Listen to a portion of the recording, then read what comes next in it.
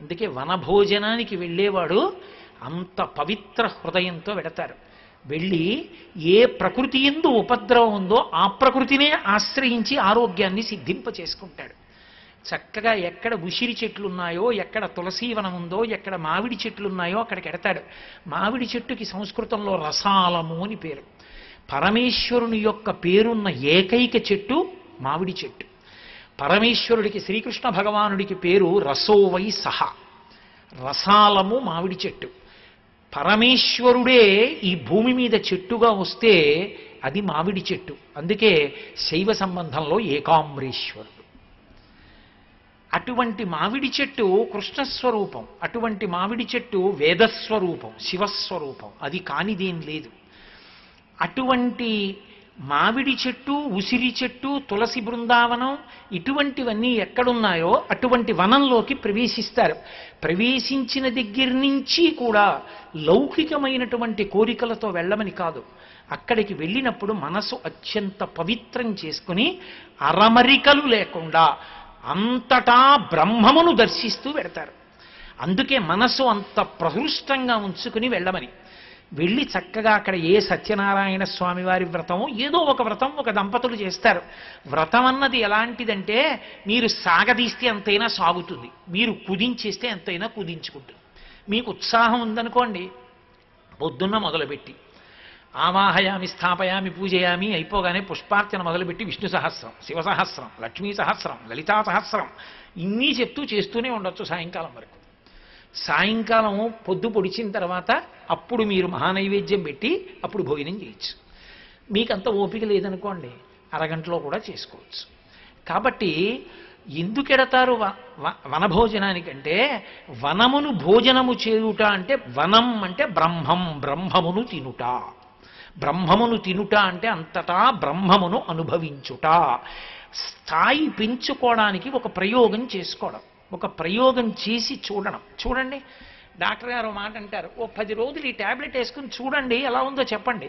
ఒకవేళ మంట ఎక్కువగా ఉంటే ఒకసారి నా సెల్ నెంబర్ రాస్తున్నాను, ఫోన్ చేయండి, నేను చెప్తానంటారు. ఎందుకని? అది పడితే పర్వాలేదు, పడకపోతే మీరు ఫోన్ చేయాలి. అలా మీరు అరణ్యంలోకి వెళ్ళినప్పుడు కూడా అంతటా బ్రహ్మమును చూస్తూ ఇంటికన్నా అక్కడ బాగుందన్న భావనోటి మీకు వస్తుందా? అలా ఉండడం అలవాటు చేసుకోవడం ప్రారంభం అవుతుందా? వనభోజనమునందు ప్రధానమైన సిద్ధాంతం అది. అందుకే అరమరికలు లేకుండా కలిసిపోతారు. అసలు ఈ లోకంలో వనభోజనం అనేటటువంటిది చేయడంలో నిష్ణాతుడై చేసినవాడు, చేయించినవాడు ఎవరో తెలుసా? అసలు ఎవరూ మర్చిపోలేనంత గొప్ప వనభోజనం చేసినవాడు శ్రీకృష్ణ పరమాత్మ. భాగవతంలో చేశాడు ఆయన. భాగవతంలో ఆయన వనభోజనం చేస్తే అయ్యబాబో ఎన్ని లీలలు వచ్చేశాయో అందులోంచి. ఆయన బలరాముడితోటి స్నేహితులతో చెప్పాడు ఒకసారి, ఒరే రేపు మనందరం వనభోజనానికి వెడుతున్నాను రా అన్నాడు. వనభోజనానికి వెళ్ళడానికి వాళ్ళు రోజు ఎక్కడికైనా ఆఫీస్కి వెడతారేమిటి? వాళ్ళు రోజు వెళ్ళేది వనానికే. ఆవుల్ని దూడల్ని తోలుకుని ఎక్కడికెడతారు? రోజు వనానికే పెడతారు. సాయంకాలం అయితే మనం ఆఫీస్ నుంచి వచ్చినట్టు వాళ్ళు అడవిలోంచి ఇంటికి వస్తారు. వాళ్ళకి కొత్తగా వనభోజనం ఏంటి? వాళ్ళు అక్కడికేగా, వాళ్ళ మధ్యాహ్నం అక్కడే తింటారు వాళ్ళు పట్టుకెళ్ళిన ఆహారం. మరి ఇంకా కొత్తగా వనభోజనం ఏంటి అంటే, రోజూ వెళ్ళేవాళ్ళే అయినా ఆ రోజు వనభోజనంగా వెడితే మనస్థితి ఎలా ఉంటుందో చూపించడం భాగవత తాత్పర్యం. లేకపోతే కొత్తగా ఎక్కడికి వెడుతున్నారండి వాళ్ళు? కొత్తగా ఎక్కడికి వెళ్ళట్లేదు, అదే ప్రదేశానికి వెడుతున్నారు. ఆఫీసులోనే వనభోజనాలు ఏమీ లేదు. పొద్దున్న వచ్చేసి మామూలుగా పనిచేసుకుని మధ్యాహ్నం లంచ్ బ్రేక్లో అందరం కలిసి భోజనం చేద్దాం, అదే వనభోజనం అన్నా అనుకోండి. నా బుర్ర ఏం వనభోజనం అంటాం కాదు. రేపు సెలవు ఇచ్చేసాం అందరం అడవికి వెళ్ళిపోదాం అన్నాం అనుకోండి, ఎంత సంతోషంగా వెళ్ళిపోతారో పిల్లా పాపల్ని తీసుకుని. వాళ్ళకి వనభోజనం ఏమిటంటే వాళ్ళు చేసేది రోజు వనభోజనమే. ఇంకేం వనభోజనం? ఏ వనభోజనమో మనకి నేర్పాలనుకున్నాడు ఆయన. అందుకని పిల్లలందరినీ పిలిచి చెప్పాడు, ఒరే రేపు మనం వనభోజనానికి వెళ్తున్నాను రా అన్నాడు. వాళ్ళందరూ మురిసిపోయారు.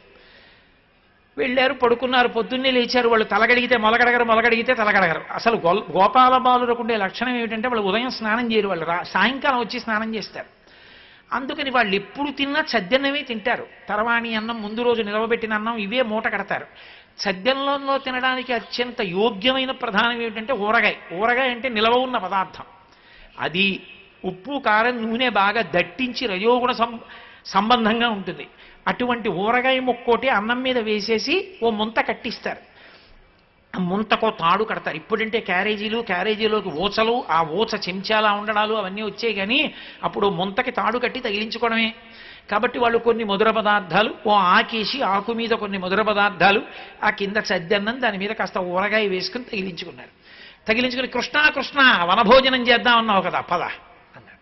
పొద్దున్న నిద్ర లేపాడు ఆయన వాళ్ళందరినీ. ఎలాగో తెలుసా, అందరికన్నా ముందు తను లేచి కొమ్ము బూర ఊదాడు అందరిళ్ళకి వెళ్ళి. ఆ కృష్ణుడు ఊతున్నాడు కొమ్ము బూర, వనభోజనానికి వెళ్ళాలి. లేచారు, అందరూ బయలుదేరారు. రోజు వెళ్ళిన చోటికే ఎంత సంతోషంగా వెళ్ళారో చెప్పారు వ్యాసుల వారు, పోతన గారు. అది వనభోజనానికి వెళ్ళడం అంటే. అప్పుడు కూడా దిక్కుమాలిన కారులో వెళ్ళి, ఆ రోజు కూడా భోజనం వేళటికి 1 గంటకో ఎప్పుడో వెళ్ళిపోయి, అప్పుడు కూడా భోజనంలో మళ్ళీ విఐపి సర్కిల్ అని ఒకటి పెట్టుకుని అందులోకి వెళ్ళి తొందరగా భోజనం చేసేయడం కాదు. వనభోజనం అంటే అందరితో కూడి సంతోషముగా వనమనందు విహరించి చేసి బ్రహ్మమును తినుట. అఘాసురుడు అంటే తెలుగులో పోతన గారు యథాతథంగా దాన్ని పాపపు రక్కసుడు అని పిలిచారు. ఎంత అందంగా పిలిచారో. వాళ్ళు వెళ్ళిపోతుంటే ఆ అఘాసురుడు అన్నవాడు అన్నాడు, జపిరము లేక ఇప్పుడు గ్రేపుల గోపాలసుతుల కృష్ణుని తోడన్ గీపెట్టగ మింగెదనని పాపపు రక్కసుడు త్రోవ పడియుండె నృప. ఆ పాపపు రక్కసుడు పడుకున్నాడు. పాపం ఎప్పుడెప్పుడు మనని గ్రసిద్దామా అని చూస్తుంది, మనతో పాపం చేయించి. పాపం చేయడం అంటే ఏమిటండి, ఈశ్వరుడు ఏదొద్దన్నాడో అది చేయడం. ఈశ్వరుడు ఏది చేయమన్నాడో అది చేయడం తేలిక. ఈశ్వరుడు ఏదొద్దన్నాడో అది చేయకుండా ఉండడం చాలా కష్టం. అయ్యా మీరు 6 గంటలకైనా స్నానం చేయండి అని నేను అన్నాను అనుకోండి, చేయడం పెద్ద కష్టం కాదు, చేసేస్తారు. అయ్యా మీరు నిద్ర లేచేటప్పుడు మాత్రం మీకు పాము గుర్తు రాకూడదు సుమా అన్నాను అనుకోండి, వీడు అసాధ్యం కోలా గుర్తు రాకూడదు అన్నాడు, ఇదే గుర్తొచ్చిందిరా అంటారు. ఏది వద్దంటామో అది చెయ్యాలి, అది చూడాలనే కుతూహలం ఉంటుంది. పాపము అంటే తేలిక మాటలో చెప్పాలంటే నిషిద్ధ కర్మ ఆచరించుట. దానివల్ల ఈశ్వరుడికి దూరంగా జరిగిపోతాం. పరమభక్తి భగవంతుని యందుండి అది తప్పని తెలియక పాపంలోకి వెడుతున్న వాడిని కూడా ఈశ్వరుడు వెనక వచ్చి రక్షిస్తాడు. అందుకే వాళ్ళు అఘాసురుడి నోట్లోకి వెళ్ళిపోయారు. కొండచిలవ రూపంలో పడుకున్నాడు. వాళ్ళు వెళ్ళిపోతుంటే ఓడు అన్నాడు, రే ఇది ఏమిటో అరణ్యం అనుకుని సొరంగం అనుకుని మనం వచ్చేస్తున్నాం, ఎర్రగా ఉందిరా, నాలికలా ఉంది, కొండచిలవ దవడలా ఉంది, లోపల నుంచి దుర్వాసన వస్తోంది, వేడి పొగొస్తోంది, కొండచిలవ నోట్లోకి పోతున్నామేమోరా మనం అన్నాడు. అంటే మిగిలిన వాళ్ళు అన్నారు, బకుని చంపిన కృష్ణుడండు మనకున్ పామంచు చింతింపనీటికి రాపోదము దాటిగాక ఇది కౌటిల్యంబుతో మింగుడున్ బకు వెంటంచను కృష్ణు చేతయనచున్ దుర్వార్తలై పోవగం. వాళ్ళు ఏమిట్రా ఇది కొండచిలవ అఘాసురుడు చంపేస్తాడంట, ఏమిట్రా ఇలా బకుణ్ణి కృష్ణుడు చంపలా, నిజంగా వీడు అఘాసురుడు అయితే కృష్ణుడు చంపేస్తాడు, మనకెందుకు, మన వెనక పరమేశ్వరుడు ఉన్నాడు పదండి అన్నారు. వాళ్ళకి పరమేశ్వరుడు అని తెలియదు, కృష్ణుడు ఉన్నాడు అంతే. వెళ్ళిపోయారు వాళ్ళు. అరే వీళ్ళు నా మీద నమ్మకంతో వెళ్ళిపోయారు రా, కృష్ణుడు వెళ్ళాడు, గుటుక్కుని మింగేశాడు. అఘాసురుడు వాళ్ళు చచ్చిపోయారు.